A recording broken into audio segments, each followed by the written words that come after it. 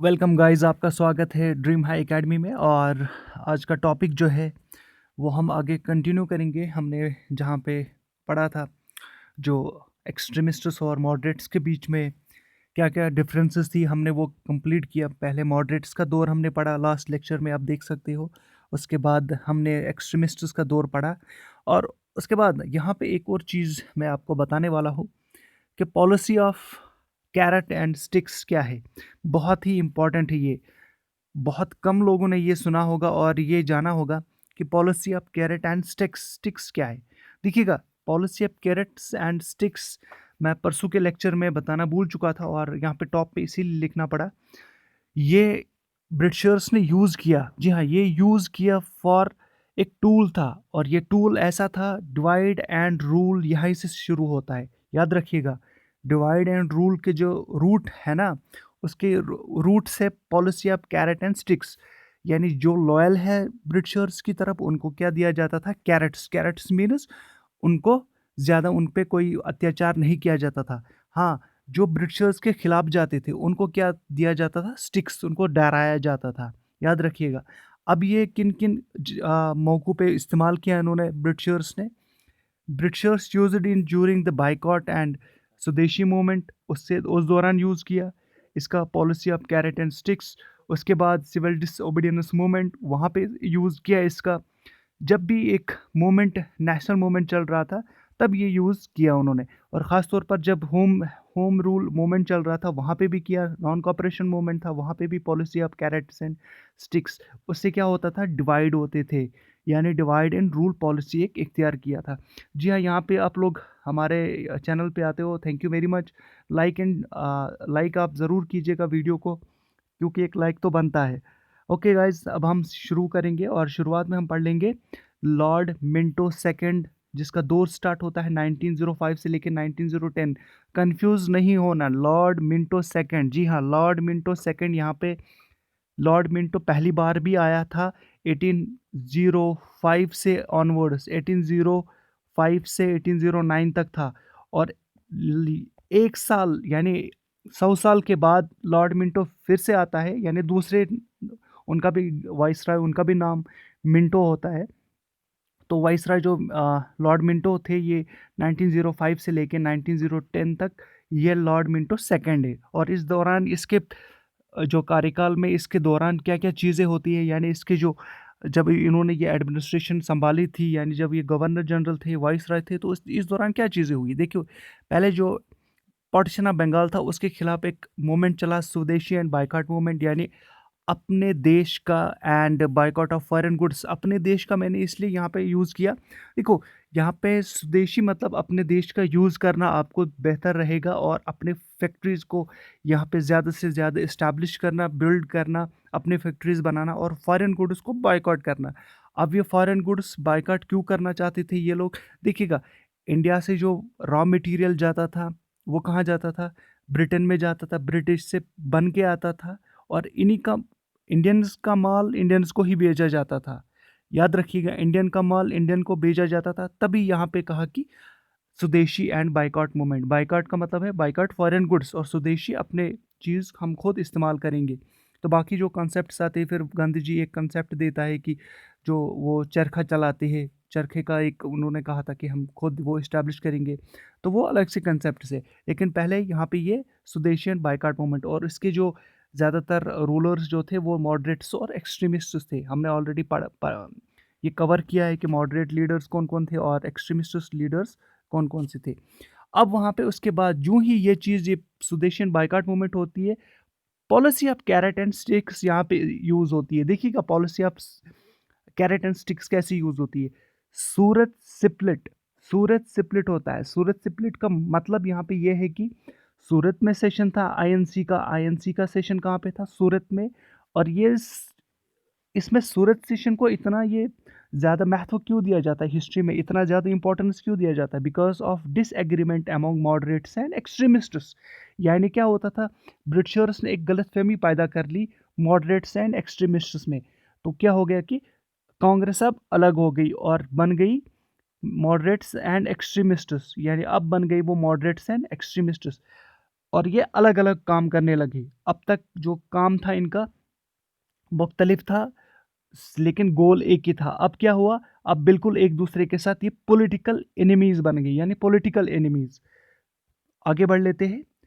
अब और एक चीज़ यहाँ पे रिफॉर्म्स आने लगी। जब मिंटो मॉर्ले रिफॉर्म्स आ गए, जब ये चीज़ें हो गई, बहुत सारी चीज़ें, और मिंटो मॉर्ले रिफॉर्म्स आ गई, यानी लॉर्ड मिंटो ने क्या किया, एक रिफॉर्म किया। मॉर्ले कौन थे, सेक्रेटरी ऑफ स्टेट थे 1909 में। यहाँ इंडियन काउंसिल्स एक्ट भी आप कह सकते हो।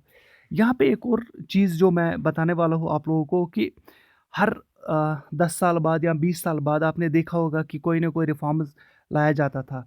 लेकिन 1909 से लेके 1909 19 तक, उन जो 20 साल का गैप है वो 10 साल में चला गया। यानी इससे साफ ज़ाहिर होता है कि जो ब्रिटिशर्स थे अब थोड़ा सा वो वेलफेयर होने लगे, यानी रिफॉर्म्स 10 साल के बाद लाते थे। उससे पहले क्या होता था कि 20 साल 30 साल तक कोई ऐसे पूछने वाला नहीं था इंडियंस को। लेकिन because of Indian national Congress और जो मॉडरेट्स एंड एक्सट्रीमिस्ट्स ने जो रोल प्ले किया, उससे क्या हुआ, ब्रिटिशर्स मजबूर हो गए रिफॉर्म्स करने के लिए और मानने के लिए उनकी डिमांड्स को। देखिएगा, लॉर्ड मिंटो थे वाइसरॉय, और लॉर्ड मॉर्ले क्या थे, secretary of state. Secretary of state कब इस्टेब्लिश किया था, 1861 में, जो काउंसिल्स एक्ट था वहाँ पे ये पद, यहाँ पे पोस्ट इस्टेब्लिश किया गया था। अब देखते हैं यहाँ पे इसका मतलब, इसका रोल क्या था और इसमें क्या क्या चीज़ें हुई। देखिए, members in central legislative council was raised from 16 to 60। अब जो सेंट्रल लेजिस्लेटिव काउंसिल में जो मेंबर्स थे ना, मेंबर्स का मतलब है उससे पहले इंडियंस की तादाद कितनी थी, 16, अब कितनी हो गई, 60 हो गई। वेरी वेरी इंपॉर्टेंट, इतना सा याद रखना है, बाकी कुछ ज़्यादा याद रखने की ज़रूरत नहीं है। आगे बढ़ लेते हैं। उसके बाद ये वाला इंपॉर्टेंट है, ये वाला वेरी वेरी ऑलवेज आस्क्ड, यहाँ पे ये क्वेश्चन पूछा जाता है हमेशा ही, हर एग्जाम में आप इस क्वेश्चन को देखोगे, हर एग्जाम में मैं गारंटी से कह सकता हूँ। Members in central legislative council were raised from 16 to 60। उसके साथ साथ Prasad Sinha, Satyendra Prasad Sinha became the first Indian to join the viceroy's executive council. याद रखिएगा, सत्येंद्र प्रसाद क्या हो गए, जो सिन्हा थे, वो पहले भारतीय बने जो एग्जीक्यूटिव काउंसिल में, जिनको शामिल किया गया वॉइस राइज एग्जीक्यूटिव काउंसिल में एज ए लॉ मेंबर, उनको शामिल किया गया। And he became the first, who became the first, Satyendra Prasad Sinha became the first to join the जो to join the viceroy's executive council. और उनका पद क्या था वहाँ पे, उनको किस लिए किया गया था, एज ए लॉ मेंबर। यानी एग्जीक्यूटिव काउंसिल में इंडियंस को जगह मिल गई। थोड़ी सी मैंने कहा ना कि अब चेंजेस होने लगी। यहाँ पे क्या होता है, सेपरेट इलेक्टोरेट आता है। Foundation of Muslim League, no doubt foundation of मुस्लिम लीग होती है। क्यों होती है मुस्लिम लीग फाउंडेशन, क्योंकि जब स्वदेशी एंड बाइकाट मूवमेंट होता है, policy of carrot and sticks इस्तेमाल की जाती है, हिंदूज़ को अलग किया जाता है, मुस्लिम्स को अलग किया जाता है, हिंदूज़ में एक्सट्रीमिस्ट बन जाते और मॉडरेट्स बन जाते, मुस्लिम्स अलग से सोचने लगते हैं। यानी ये सारा कौन करा रहा था, ब्रिटिशर्स। लेकिन अनफॉर्चुनेटली उनको समझ नहीं आ रहा था वहाँ पे। Foundation of Muslim League in 1906 by Aga Khan, Nawab Salimullah and Mohsinul Mulk. Foundation of Muslim league की जो स्थापना हो गई, यानी इस्टेब्लिशमेंट कब हो गई, 1906 में। किसने किया, आगा खान ने, नवाब सलीमुल्लाह और मोहसिनुल मुल्क ने मोहसिनुल मुल्क ने। ये मैंने आपको पहले ही कहा कि एक डिवाइड एंड रूल पॉलिसी इख्तियार की गई थी, policy of carrots and sticks की वजह से। और ये कब हुआ, ये 1906 में। ये इसलिए किया ताकि हिंदूज़ को यहाँ पे क्या किया, मुस्लिम्स को अलग किया और हिंदूज़ को अलग किया। इससे साफ ज़ाहिर होता है ना कि एक divide between Muslims and Hindus. और हिंदूज़ में क्या थे, कुछ लोग एक्सट्रीमिस्ट्स थे, कुछ मॉडरेट्स थे, नो डाउट मुस्लिम्स भी इसमें थे, मुस्लिम्स यहाँ पे भी थे। लेकिन क्या था कि अनफॉर्चुनेट था वहाँ पे कुछ लोगों को समझ नहीं आ रहा था, अनफॉर्चुनेट था। जो कुछ लॉयल लोग थे, जो ब्रिटिशर्स को लॉयल लगते थे, उन्होंने उनको यूटिलाइज किया और अपने फ़ायदे के लिए। और पॉलिसी क्या थी, डिवाइड एंड रूल पॉलिसी। अब वहाँ पे क्या हुआ, सेपरेट इलेक्टोरेट आ गया। मैंने कहा ना, डिवाइड एंड रूल पॉलिसी हो गई, फिर सेपरेट इलेक्टोरेट आ गई, यानी मुस्लिम्स को अलग से इलेक्शंस लड़ने का हक मिला, अलग से, यानी कंप्लीटली कोई टच नहीं उनको कांग्रेस के साथ। अब ये लॉर्ड मिंटो सेकंड कैम, ये वेरी वेरी इंपॉर्टेंट, यहाँ पे आप लिख लीजिएगा कि ये क्वेश्चन हमेशा पूछा जाता है। Who is called the father of communal electorate? Communal electorate का फादर किसको माना जाता है? वो थे लॉर्ड मिंटो सेकंड। ये कंफ्यूज नहीं होना, क्वेश्चन में डाला जा सकता है, वहाँ पे पूछा भी जा सकता है आंसर ये ऑप्शन में लॉर्ड मिंटो फर्स्ट, लेकिन आपको कौन सा टिक करना है? Lord Minto second was the father, came to be known as the father of communal electorate. आगे बढ़ लेते हैं, उसके बाद पढ़ेंगे हम। अब यहाँ पे क्या हो गया, बहुत सारी रिवोल्यूशनरी पार्टीज भी बनी, गदर पार्टी उनमें से एक थी, और इनका जो इस्टेब्लिशमेंट थी वो कब हुई थी? 1913 में। और किसने किया था? लाला हरदयाल ने, तारकनाथ दास ने, सोहन सिंह ने। ठीक है, इसका हेड क्वार्टर कहाँ था? हेड क्वार्टर था इनका सैन फ्रांसिस्को में। देखिए इनका काम क्या था, ये बाहर थे, इंडिया से बाहर थे, और ये बाहर बैठ के प्रेशर क्रिएट कर रहे थे। किन पे? ब्रिटिशर्स पे। ये कहाँ पे थे? ये बाहर से प्रेशर क्रिएट कर रहे थे ब्रिटिशर्स पे। अब हम पढ़ेंगे, साथ ही में मैंने यहाँ पे गवर्नर जनरल का ये लॉर्ड मिंटो का ये दौर कंप्लीट हो गया। उसके बाद हम पढ़ेंगे Lord Hardinge second, Hardinge first. यहाँ पे कंफ्यूज नहीं होना, लॉर्ड हार्डिंग सेकंड जो है, लॉर्ड हार्डिंग फर्स्ट वही है जिनके दौरान ट्रीटी ऑफ अमृतसर साइन होती है, ट्रीटी ऑफ लाहौर साइन होती है, महाराजा रूल स्टार्ट होता है, यहाँ पे डोगरा रूल कश्मीर में स्टार्ट होता है लॉर्ड हार्डिंग फर्स्ट के दौरान। 1844 से लेके 1848 तक उनका दौर था, लॉर्ड हार्डिंग फर्स्ट का कह रहा हूँ मैं। लेकिन यहाँ पे ये क्या है? Lord Hardinge second. और इनका दौर कब से कब तक शुरू होता है? 1910 से लेके 1916 तक ये लॉर्ड हार्डिंग सेकंड है। वहाँ पे वो भी थे लॉर्ड हार्डिंग, और यहाँ पे ये भी है लॉर्ड हार्डिंग। कुछ गवर्नर जनरल्स का नाम दो बार आता है, एक तो लॉर्ड मिंटो का आएगा और दूसरा जो है लॉर्ड हार्डिंग का आएगा। इसके अलावा आपको कोई भी गवर्नर जनरल या वाइस राय का नाम दो बार देखने को नहीं मिलेगा पूरी इंडियन जो फ्रीडम स्ट्रगल है इंडियन हिस्ट्री में खासतौर पर। इसमें क्या हो गया? Transfer of capital from Calcutta to Delhi. अब पहली बार कैपिटल जो है वो चेंज हो गई। कैपिटल इससे पहले कहाँ थी? कलकत्ता में थी, यानी बंगाल में थी, क्योंकि Bengal was a big province. वहाँ से चेंज होके किसने किया? लॉर्ड हार्डिंग ने किया, दिल्ली में लाया। उसके बाद डेथ ऑफ गोपाल कृष्ण गोखले। गोपाल कृष्ण गोखले एक बहुत बड़े लीडर थे, रूलर थे, पॉलिटिकल, और जी हाँ 1915 में इसकी डेथ हो गई। बहुत बड़े लीडर थे, लेकिन अगर क्वेश्चन में ये पूछा जाएगा कि पॉलिटिकल गुरु कौन थे महात्मा गांधी के, तो वो कौन थे? Gopal Krishna Gokhale. Gopal Krishna Gokhale was the political Guru of Mahatma Gandhi, political Guru of Mahatma Gandhi. इन्होंने गांधी जी से कहा था कि अगर आपको पॉलिटिक्स में शामिल होना है तो आप पहले क्या कीजिएगा, 1-2 साल आप रुक लीजिएगा, आप पूरी सोसाइटी को अच्छी तरह से देख लीजिएगा। यानी आप पहले मुआयना कीजिएगा कि लोगों की क्या डिमांड है, लोग क्या चाहते हैं। आप तब तक पॉलिटिक्स में ज्वाइन मत करना जब तक ना आप पूरी तरह से लोगों की डिमांड्स को समझोगे। तो महात्मा गांधी ने वैसे ही किया, और कुछ देर तक वो पॉलिटिक्स से बाहर रहे। जब वो अमेरिका से वापस आ गए और फिर उन्होंने ज्वाइन किया, उन्होंने कुछ स्टेप्स भी उठाए 1917 में, वो हम आगे पढ़ लेंगे। उनके जो स्ट्रगल्स थे, वो जो शुरुआत यानी गांधीयन फेज़ हम अलग से पढ़ेंगे। उसके बाद एक फाउंडेशन होती है, फाउंडेशन ऑफ हिंदू महासभा इन 1915। जी हाँ, बाय मदन मोहन मालवीय। ये हिंदू महासभा की इस्टेब्लिशमेंट होती है, स्थापना होती है। कौन करता है? मदन मोहन मालवीय। ये सिंगल लाइन क्वेश्चन ऐसे पूछे जाते हैं। उसके बाद एक इंसिडेंट होता है, कोमागता मारू इंसिडेंट। कि कोमागता मारू इंसिडेंट, आपको ये चाइनीज़ नाम लगता है दूर से ही, बिल्कुल ये चाइनीज़ नाम लगता है। और ये इंसिडेंट होता है एक जापानीज़ शिप के साथ। जो शिप कहाँ से कहाँ जाता था? ये भारत से, इंडिया से कहाँ जाता था? यानी पंजाब से। इंडिया पंजाब में ही है। पंजाब से कहाँ जाता था? कनाडा में जाता था, वैनकूवर कनाडा।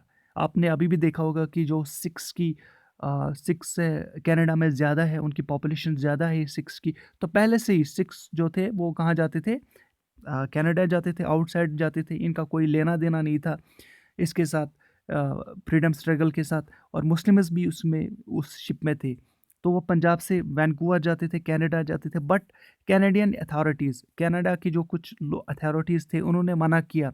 अब क्यों मना किया, यहाँ पे बात आती है कि कनाडा और इंडिया के बीच में कोई ताल्लुक नहीं था, कोई रिलेशनशिप नहीं थी, बिकॉज़ जो कनाडा था वो सेल्फ गवर्नमेंट काम कर रहा था। यहाँ पे भी ब्रिटिशर्स रूल कर रहे थे। वो क्या कर रहा था, सेल्फ गवर्नमेंट थी उनको वहाँ पे। कनाडा को क्या थी, ब्रिटिशर्स की सेल्फ गवर्नमेंट थी, यानी वो भी एक तरह से, एक ये मानो कि ब्रिटिशर्स का वहाँ पे दबदबा कायम था। एक तरह से सुपीरियॉरिटी ब्रिटिशर्स वहाँ पे दिखा रहे और इंडियंस को वहाँ पे जाने से, वहाँ पे नहीं आने दिया और फिर वापस जाना मजबूर कर दिया। Forced them to go back to India. The ship docked at Budge in Calcutta. अब वापस आ गई शिप, इनको नहीं दिया वहाँ पे जाना। देखिएगा कितना लंबा सफ़र और कितना कष्ट उठाना पड़ता था उस दौरान जब ये फ्रीडम स्ट्रगल चल रही थी। पहले ही इंडिया से वापस चले गए कहाँ पे, वैंकूवर कनाडा में नहीं दिया शिप को वापस उनको उतरना वहाँ पे, और फिर ये शिप वापस कनाडा से कहाँ आता है, इंडिया आता है। ये समंदर से ही ये समंदरी जो उस वक्त जहाज़ थे वहाँ से ही ट्रेवल होता था। अब कहने की यहाँ पे ये बात है, जो यहाँ पे ये डॉकयार्ड था कोलकाता में जो डॉकयार्ड है, डॉकयार्ड उसको कहते हैं जहाँ पे शिप्स को रोका जाता है, यानी जहाँ पे शिप्स बैठते हैं उसी को डॉकयार्ड कहते हैं। तो उस डॉकयार्ड में क्या हुआ, उन्होंने अलाउ नहीं किया। अब जब ये यहाँ पे भी पहुँचे भारत में, इंडिया में, तब पुलिस ने क्या किया, पुलिस ने फायर ओपन किया। क्यों फायर ओपन किया, और जिसकी वजह से 19 पैसेंजर्स को उन्होंने मार गिराया, यानी डाइड, 19 पैसेंजर्स वर डाइड। इससे क्या निकल के आता है कि जो ब्रिटिशर्स थे वो रूल तो कर रहे थे, एक तरह से दिखा रहे थे कि हम लोग ना आपकी तरफ रिफॉर्म्स ला रहे हैं, लेकिन दूसरी तरफ से जो सप्रेशन था, जो एक जुल्म था, वो रूल लगातार जारी था। उसके बाद एक मोमेंट स्टार्ट होती है, होम रूल मोमेंट 1916। इसकी इम्पोर्टेंस बहुत ज़्यादा है, क्योंकि आईएनसी और मॉडरेट्स, एक्सट्रीमिस्ट्स, मुस्लिम्स, ये सारे जो है ना उनके लिए इम्पोर्टेंट है। हालांकि ये उनका इस रूल के साथ कोई लेना देना नहीं था, लेकिन रूल के बाद क्या ये रूल काम करता है, क्या क्या चीज़ें इसमें रूल ने कुछ चीज़ें ऐसे की जिसकी वजह से मजबूर हो गए दोनों एक्सट्रीमिस्ट्स और मॉडरेट्स एक होने में, उसमें क्या वजह थी, देख लेते। Tilak started home rule movement. Who started home rule movement? Tilak. He was extremist, वो एक्सट्रीमिस्ट था जी हाँ। बाल गंगाधर तिलक ने क्या किया, होम रूल मूवमेंट स्टार्ट किया। कब? अप्रैल 1916 में। अप्रैल 1916 में, याद रखिएगा, अप्रैल 1916 में तिलक ने होम रूल मूवमेंट स्टार्ट किया। कहाँ से? पूना से। और एक स्लोगन उन्होंने दिया। स्लोगन क्या था? Swaraj is my birth right and I shall have it. ठीक है, आज़ादी मेरा हक है और मैं इसको लेके रहूँगा। ये किसने दिया? तिलक ने। तिलक क्या थे? एक्सट्रीमिस्ट थे। अब देखिएगा यहाँ पे खुद आपको एक और चीज़ समझ आएगी। Kesari and Maratha, Kesari and Maratha were main newspapers of Tilak. अब ये न्यूज़ पेपर्स का क्या रोल है यहाँ पे? देखिए, केसरी और मराठा किसके न्यूज़ पेपर्स थे? तिलक के। तिलक ने इनको किस लिए यूज़ किया? ताकि लोगों में जागरूकता आएगी, लोग ज़्यादा अवेयर हो जाएंगे अबाउट होम रूल मूवमेंट, यानी वो जानना, लोगों को ये बताना चाहते थे कि ब्रिटिशर्स जो है हम पे जुल्म कर रहे हैं। क्योंकि कुछ लोग, आज का ज़माना तो अलग है, आज हम सोशल मीडिया में कुछ भी पोस्ट कर लेते हैं, सबको पता चल, टीवी है, टेलीविज़न है, बाकी चीज़ें हैं, और प्रिंट मीडिया भी उस वक्त इतना स्ट्रांग नहीं था। तो क्या किया केसरी और मराठा, जो कि न्यूज़ पेपर्स थे तिलक के, ये प्रोपोगेट करने के लिए, लोगों को बताने के लिए इन न्यूज़ पेपर्स का इस्तेमाल किया। उसके बाद होम रूल मूवमेंट को कंटिन्यू कौन करती है? Annie Besant. ये आयरिश लेडी होती है और ये होम रूल मूवमेंट को स्टार्ट करती है सितंबर में 1916 सितंबर, और ये मद्रास से स्टार्ट करती है। याद रखिएगा, यहाँ पे लिखना मैं भूल चुका हूँ, मद्रास से स्टार्ट करती है। कौन? Annie Besant. और एनी बेसेंट कौन थी? यहाँ पे याद रख लीजिएगा, she was the first Indian, जो इंडियन नेशनल कांग्रेस की फर्स्ट वुमन प्रेसिडेंट थी। First woman president, not Indian but first woman president. First Indian woman president was Sarojini Naidu. ठीक है, आगे बढ़ लेते हैं।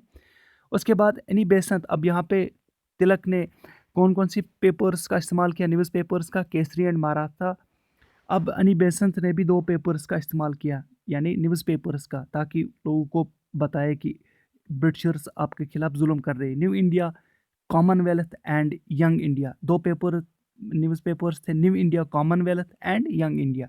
ठीक है, अब यहाँ पे ये देख लीजिएगा, ये छोटी सी लाइन यहाँ पे मैंने लिखी है, सेंटेंस एक, many moderate leaders, he Tilak was extremists.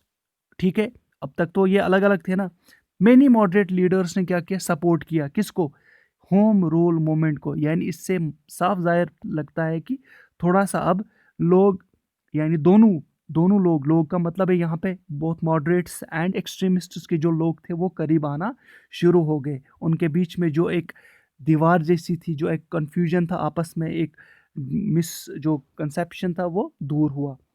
देखिएगा, वेरी इंपॉर्टेंट, लखनऊ सेशन उसके बाद ही होता है। होम रूल मूवमेंट जब ये जारी था उसके बाद लखनऊ सेशन होता है 1916 में, और इसके प्रेसिडेंट कौन थे, अंबिका चरण मजूमदार, याद रखिएगा।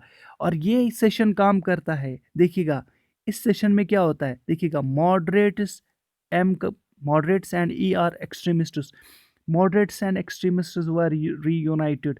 इसमें कहा जाता है कि मुस्लिम लीग भी यूनाइट होता है, जी हाँ, लेकिन उसका ज़्यादातर बुक्स में नहीं लिखा जाता है, तो मॉडरेट्स एंड एक्सट्रीमिस्ट्स का लिखा जाता है, क्योंकि मॉडरेट्स में भी एक्सट्रीमिस्ट्स में, यहाँ पे दोनों में मुस्लिम्स थे, इनमें भी कुछ मुस्लिम्स थे, इनमें भी कुछ मुस्लिम्स थे। तो यानी सब कुछ एक हो जाता है या यूनाइट हो जाती है फिर से मुस्लिम्स और इन एक्सट्रीमिस्ट्स, सारी एक्सट्रीमिस्ट्स और मॉडरेट्स। अब बढ़ते हैं इसके बाद, देखिएगा जब भी कोई एक्ट एक्ट पास होता था, कोई एक्शन लिया जाता था इंडियंस की तरफ से, ब्रिटिशर्स एक वापस से एक अपने आप को डिफेंड करने के लिए कुछ ना कुछ ज़रूर करते थे। तो उन्होंने क्या किया, मॉन्टेग्यू डिक्लेरेशन, जिसको अगस्त डिक्लेरेशन भी कहा जाता है, जो 1917 में हुआ।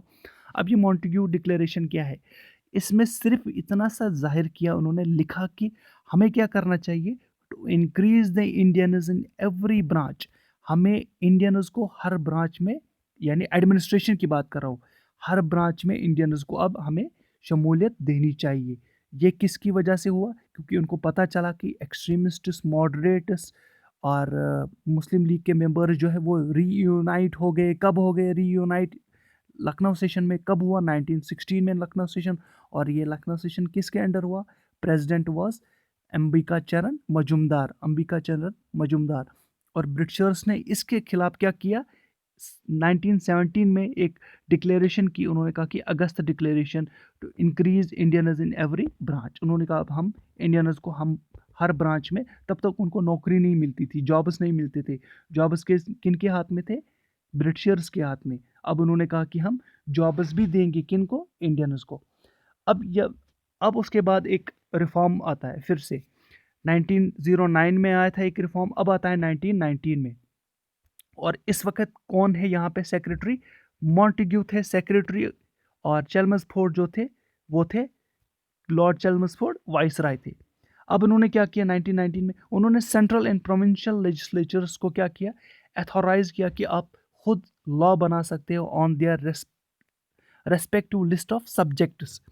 अब उनके पास कुछ सब्जेक्ट्स दिया गया है। सब्जेक्ट्स का मतलब है यहाँ पे कि आप किसी एरिया में आप खुद लॉज बना सकते हो अपने रिस्पेक्ट, डिमार्केटिंग, एक डिमार्केशन हो गई कि आप अपने यहाँ पे आप एक यहाँ पे आप लॉ बना सकते हो, इस ऑफिस में आप लॉ बना सकते हो, इस सेक्टर में आप लॉ बना सकते हो, इस एरिया में आप लॉ बना सकते हो, यानी एक डिमार्केशन हो गई। ठीक है, अब लॉ बनाने का काम इतना था।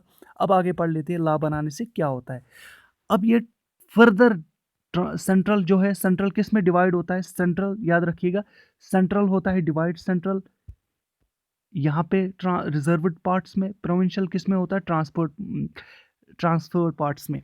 अब ये ट्रांसफर्ड पार्ट्स क्या है, were administered by the governor with the aid of ministers responsible to the legislative council. याद रखिएगा, जो प्रोविंशियल लेजिस्लेचर था ना, उसको क्या किया गया, फर्दर डिवाइड किया गया किसमें, ट्रांसफर्ड में। और ट्रांसफर्ड को एडमिनिस्टर कौन करता था, गवर्नर देखता था। इसका कामकाज कौन देखता था, गवर्नर।